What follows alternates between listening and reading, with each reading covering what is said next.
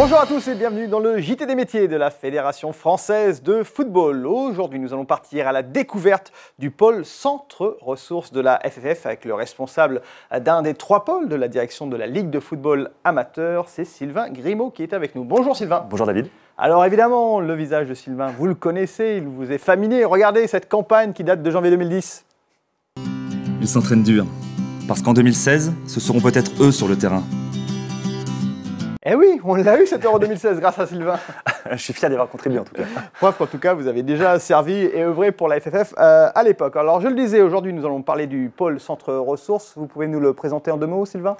Oui, rapidement, je suis responsable d'un des 3 services de la direction de la Ligue du football amateur et qui travaille principalement dans l'accompagnement des clubs avec une mise à disposition et production d'outils au service des clubs et de leurs dirigeants. Et on a un volet très important sur la citoyenneté, le volet éducatif et social. D'accord, donc vous avez créé notamment des labels, c'est bien ça ? Tout à fait. Notamment le label jeune. Alors qu'est-ce que c'est que ce label jeune justement ? Alors effectivement, le label jeune, c'est au cœur du programme Horizon Bleu 2016 de la Fédération française de football. L'ambition pour nous, et bien sûr la direction technique nationale avec laquelle on travaille de manière très étroite, était de toiletter le label école de foot qui existe depuis 1995 et qui n'est plus vraiment d'actualité vu les ambitions, les orientations fédérales d'aujourd'hui. Alors ce sont les clubs qui font la demande d'ailleurs de ce label jeune ? Oui, tout à fait.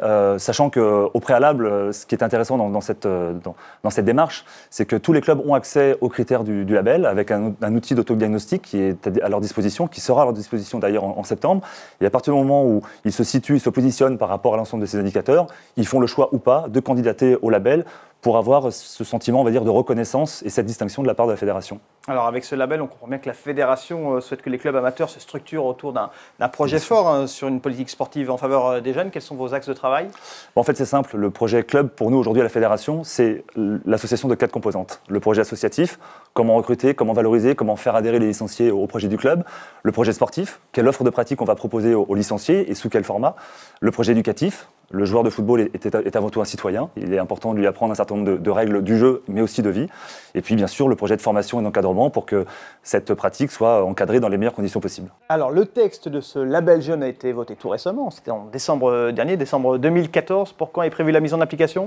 Oui, alors c'est à l'occasion de l'Assemblée fédérale et c'est prévu pour septembre 2015, sachant que d'ici là, nous avons un gros travail à faire avec la direction technique nationale sur l'expérimentation et le test, bien sûr, des différents indicateurs du label pour être sûr qu'ils sont bien pertinents.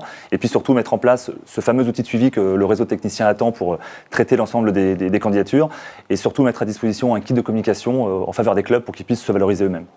Parfait, merci beaucoup Sylvain pour cette présentation du pôle centre ressources. On se retrouve bientôt pour un nouveau JT des métiers.